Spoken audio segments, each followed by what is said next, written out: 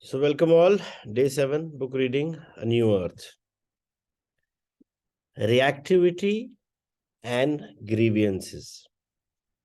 Whereas resentment is often the emotion that goes with complaining, it may also be accompanied by a stronger emotion such as anger or some other form of upset. In this way, it becomes more highly charged energetically. Complaining then turns into reactivity, another of the ego's ways of strengthening itself. There are many people who are always waiting for the next thing to react against, to feel annoyed or disturbed about. And it never takes long before they find it. This is an outrage, they say. How dare you? I resent this. They are addicted to upset and anger as others are to a drug. Through reacting against this or that, they assert and strengthen their feeling of self. A long standing resentment is called a grievance. To carry a grievance is to be in a permanent state of against, and thus that is why grievances constitute a significant part of many people's ego. Collective grievances can survive for centuries in the psyche of a nation or tribe and fuel a never ending cycle of violence. A grievance is a strong negative emotion connected to an event in the sometimes distant past that is being kept alive by compulsive thinking. By retelling the story in the head or out loud of what someone did to me or what someone did to us, a grievance will also contaminate other areas of your life. For example, while you think about and feel your grievance, its negative emotional energy can distort your perception of an event that is happening in the present or influence the way in which you speak or behave toward someone in the present. One strong grievance is enough to contaminate large areas of your life and keep you in the grip of ego. It requires honestly to see whether you still harbor grievances, whether there is someone in your life you have not completely forgiven, an enemy. If you do, become aware of the grievance both on the level of thought as well as emotion. That is to say, beware of the thoughts that keep it alive and feel the emotion that is the body's response to those thoughts. Don't try to let go of the grievance. Trying to let go to forgive does not work. Forgiveness happens naturally when you see that it has no purpose for other than to strengthen a false sense of self to keep the ego in place. The seeing is freeing. Jesus' teaching to forgive your enemies is essentially about the undoing of one of the main egoic structures in the human mind. The past has no power to stop you from being present now. Only your grievance about the past can do that. And what is a grievance? The baggage of old thought and emotion. So, when you're talking about reactivity and grievance, they are also very strong, you know, part of the egoistic mind. Now, how both of them work is very interesting. When it comes to first, when you're talking about a reaction, so it's like you want to react in the first place. It's not that somebody's going to come and trigger you. Deep down, consciously or unconsciously, you have made up your mind that I have to react, because that perception and that thought has already been created by the ego at the back of your mind. And in this scenario, when you react to the other person, whatever the other person or whatever the outside situation, circumstance, or event is trying to convey, you are not listening. And it is because of that influence of the perception of the ego, because it wants you to react. It will not let you make sense of what the other person is trying to tell you. चाहे वो बंदा आपसे sorry मांग रहा हो, as simple as that, I am sorry, I have realized my mistake, please forgive me. You know what will be the ego chatterbox at the back of the mind? ये झूठ बोल रहा है, अभी ये कर लेगा, बाद में फिर से ऐसे करेगा, मैं जानता नहीं हूं इसको. He or she is like this only, all the time they do this. So constant reaction अंदर भर देता है ego, so that you are not able to be open to actually see what the other person is doing. And how you need to get on from that reaction phase of the ego to a response phase of the ego is to be aware at that particular time, be open to listen what the other person is saying, and not just be ready with your reply. Because वो जो reply आपने पहले ही बना लिया है, वो ego की conditioning क्या बना हुआ है.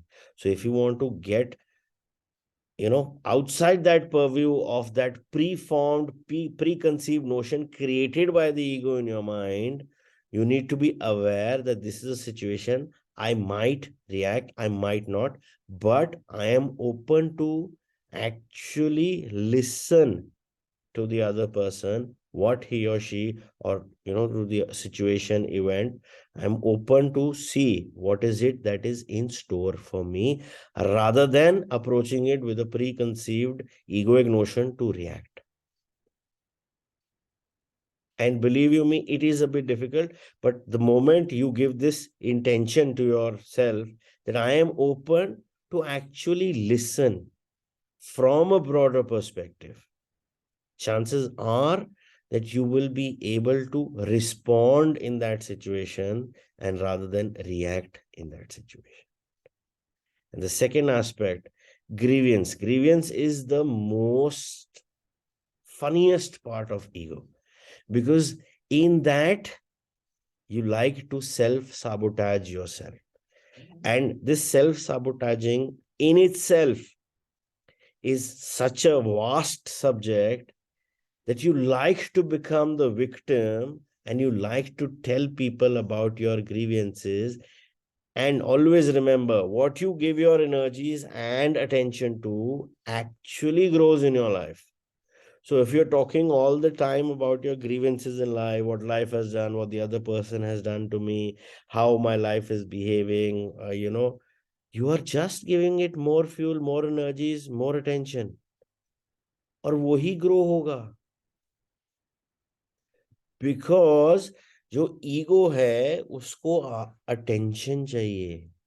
And even if that attention comes at the cost of putting you as a victim, just because उस victim को फिर attention मिलेगी. People, अच्छा तेरे साथ ऐसे हुआ, हाँ उसने ऐसे किया, ये हुआ, वो हुआ. All kinds of things will happen. But you need to be clear at this point of time, anything and everything that happens in your life, there are no coincidences. It is for a particular lesson. It is for a particular kind of an experience that the soul wants to experience. So rather than just running that tape of being a victim, running or sharing your grievances with everybody around and self-sabotaging yourself just because you want people's attention, just because you want people to know that what the other person has done, what you're actually trying to do is you're trying to enhance whatever your current situation for which you have this grievance, expand rather than just go away. And it is very important, as this says, grievance को समझना बहुत जरूरी है, because in a lot of cases that self sabotage becomes your innate part. आपको पता भी नहीं चलेगा, and you don't realize that you are self sabotaging your own self, and that is a coping mechanism of yourself, which is now part of your innate personality. It gets so strong. So it's very important not to give grievance any attention, any energy. If there is an event which has made you uncomfortable, it is very important to look at what are the options available. How is it that can this situation be sorted, this situation can be solved, this situation can be dealt with, and if required, please, there is no harm in seeking support or help. But try not to become that victim and play your tape of things are happening to me like this, and just getting onto those grievances. No, try to solve it. And once you are able to understand what is happening around you because of which you are feeling like a victim, then start saying, start practicing forgiveness. Because initially क्या होगा जब आप उस चीज के लिए for which there's a strong impact inside of you and you are hurt, basically the forgiveness will not come naturally. So from that stage of becoming a victim or grievance, to get to that stage of accepting the reality and learning the lesson, the key is start acknowledging that it is in your space. You are uncomfortable, but you are acknowledging it, that this is something that is happening to me for which I feel hurt, and I acknowledge it. But I am also very clear that I do not want to enhance this situation, and I do not want to become or play a victim all my life. So I acknowledge this, and I am now intending to look for the perfect resolution that is for my best and highest interest. Just acknowledge with this intention and then start approaching things. They automatically slowly fade away. Even if the situation remains the same, the intensity with which it is causing you that discomfort, that gradually fades away, which gives you a chance to realize who you truly are, and rather than play that victim and run your tape of grievances all the time.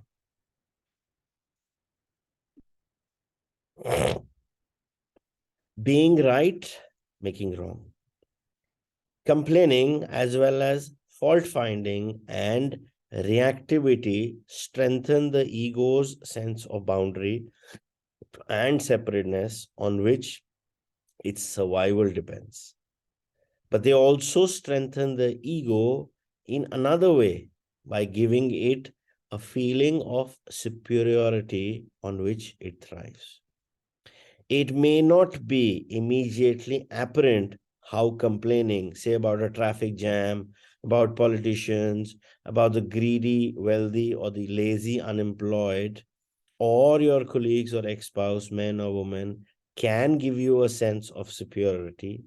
Here is why. When you complain, by implication, you are right, and the person or situation you complain about or react is wrong. There is nothing that strengthens the ego more than being right. Being right is identification with a mental position, a perspective, an opinion, a judgment, a story. For you to be right, of course, you need someone else to be wrong. So the ego loves to make wrong in order to be right. In other words, you need to make others wrong in order to get a strong sense of who you are. Not only a person, but also a situation can be made wrong through complaining and reactivity, which always implies that this should not be happening. Being right places you in a position of imagined moral superiority in relation to the person or situation that is being judged and found wanting. It is that sense of superiority the ego craves and through which it enhances itself. So ego क्या कर रहा है इस situation में? In majority of the situations, even by becoming the victim or by putting somebody down or by reacting, all the ego wants to do, or the egoic part of your mind wants to do, is to show and reveal that I am right. And when we talked about the basics of the egoic mind of how to know whether it's your mind or it's the soul that's speaking to you, starts with that judgment. So for the ego, everything is about judgment. So everything is about I am right, you are wrong.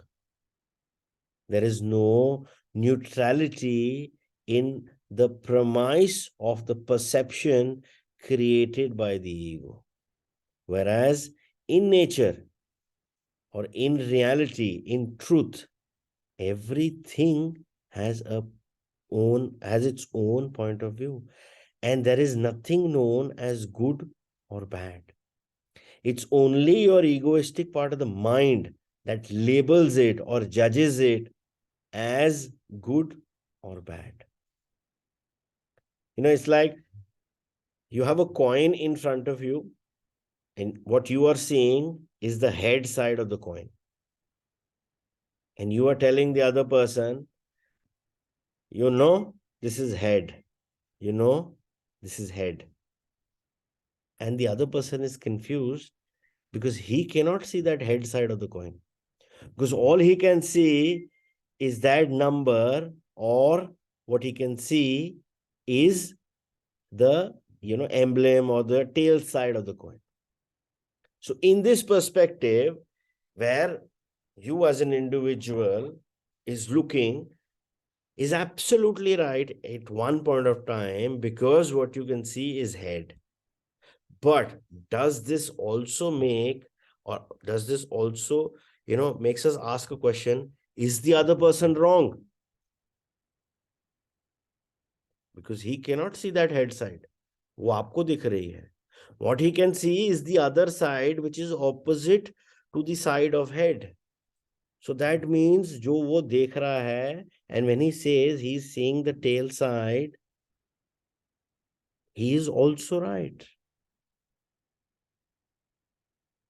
So there are situations where we need to be open to what are the actual events, and rather than coming with the notion that I am right, you are wrong, it can always be there can always be an option that I am right and you are right.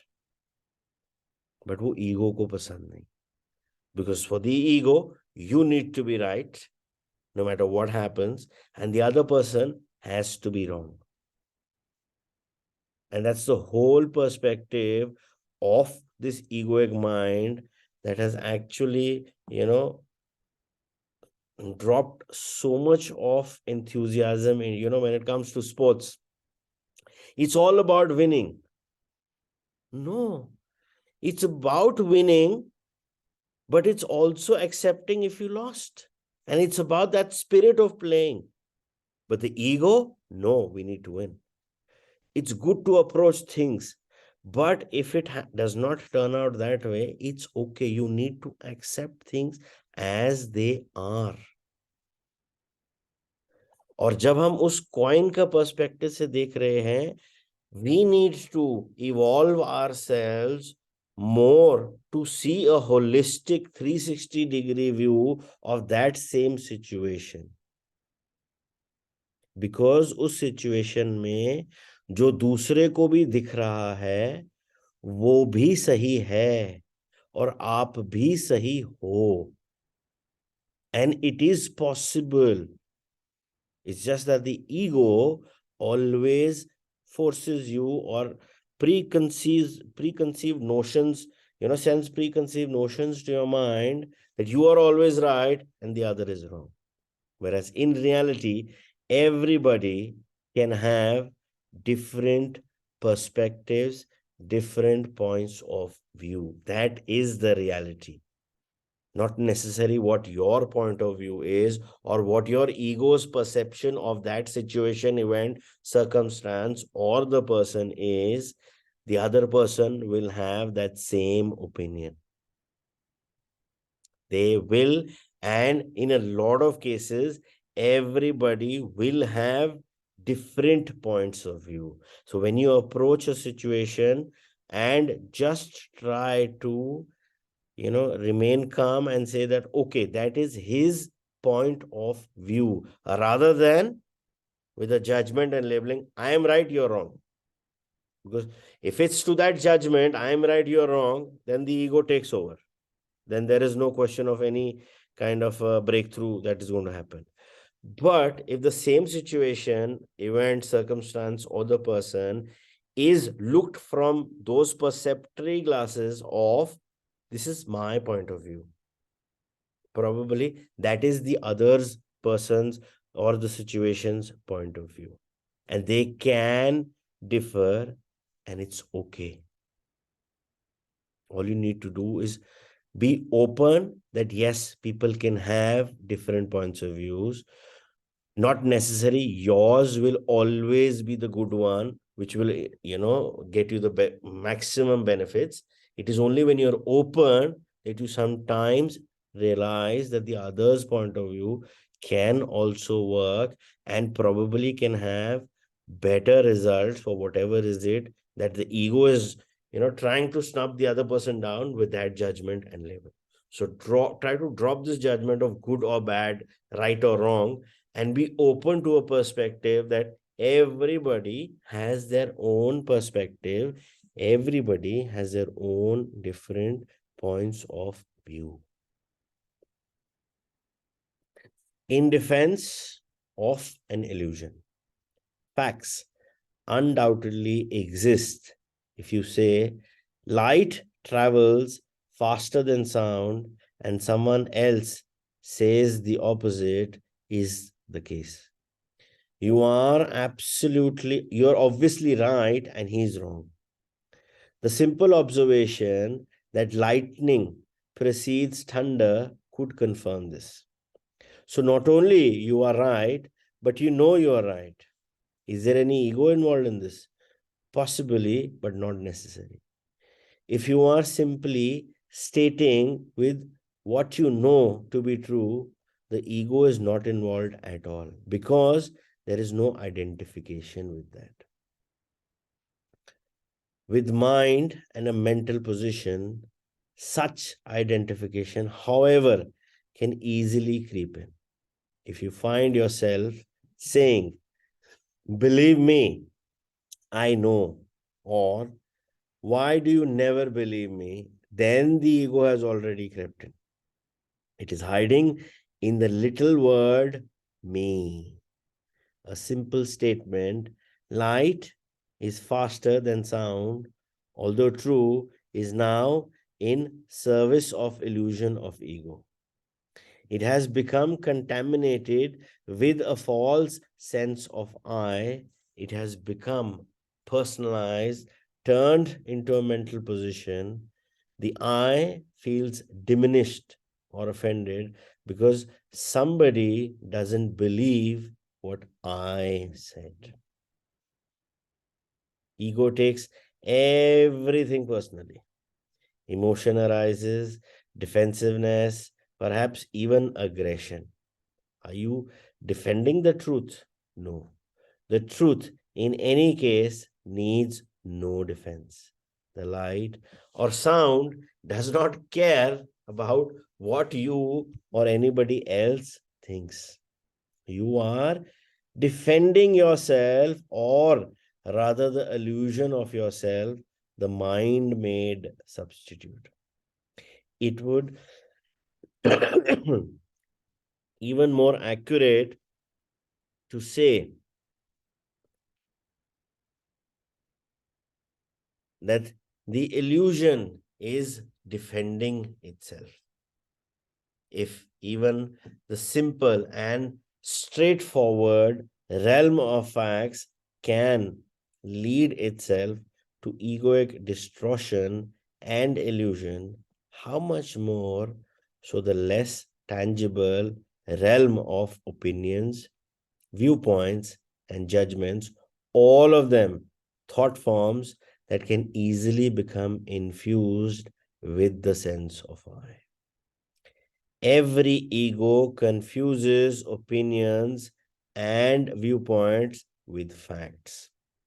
Furthermore, it cannot tell the difference between an event and its reaction to that event.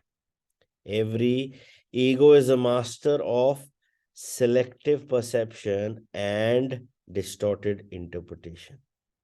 Only through awareness, not through thinking, can you differentiate between fact and opinion. And only through awareness are you able to see there is the situation and here is the anger I feel about it. And then realize there are other ways of approaching the situation, other ways of seeing it and dealing with it. Only through awareness can you see the totality of the situation or person instead of adopting one limited perspective. So it's the association that I am saying about this fact that brings in, the illusion, or that brings in that part of the ego. Because, anything and everything, if it is just a fact, there is no I in it, number one, and you're not attached to what the other person is trying to tell you. So if I say that, the sun is there outside in India at this time, that's a fact. But is the sun out? The reality is that the sun is always out. It's just that the earth is, rotating. So it's like 12 hours ka day or 8 ghante ka wo sunset and sunrise sara kuch mila ke. So is the sun rising? No. So if I say the sun is not rising, it's the earth that is rotating. That's a fact. But if the other person or person who's operating from the egoistic part of the mind says, no, you don't know. I know the sun always rises. There is time you go open apps, na, it's always said sun rises at 6 a.m., 7 a.m., whatever, depending on the time. How can you say the sun has not risen? The fact of the matter is, it's the earth that is changing, not the sun rising or setting. So it's what is inside of you that is aware of what is happening outside. Outside situations appear to us individuals that they are the ones that are changing and governing. So when I'm talking from a perspective of, being on planet Earth, sun being outside of planet Earth, the perspective is bahar wala change ho raha hai. But whereas the reality is, मैं खुद change हो रहा हूँ. That is why I am able to, see the sunset, sunrise. So anything that is outside, anything that is outside of your perspective generally does not change. But when you are coming from that perspective of that attachment, from that illusion of the ego to a small, basic fact or reality, उसमें भी हम उस illusion में चले जाते हैं, because what is taught to us in terms of our conditioning, programming, and plan, the complete belief system is that outside things change, inside we remain the same. But in reality, everything, if it's outside, never changes much. It is what is inside of you that changes. And when you work with your own self, it is inside of you. You have to, make those changes so that you are able to see the other thing as they are, rather than, approaching them or seeing them from the perspective of the illusion of the ego or the egoic part of the mind. Truth, relative or absolute, beyond the realm of simple and verifiable facts, the certainty that I am right and you are wrong is a dangerous thing in personal relationships, as well as in interactions between nations, tribes, religions, and so on. But if the belief I am right and you are wrong is one of the ways in which ego strengthens itself, if making yourself right and others wrong is a mental dysfunction that perpetuates separation and conflict between human beings, does that mean there is no such thing as right or wrong behavior, action, or belief? And wouldn't that be the moral relativism that some contemporary Christian teachings see as the greatest evil of our time?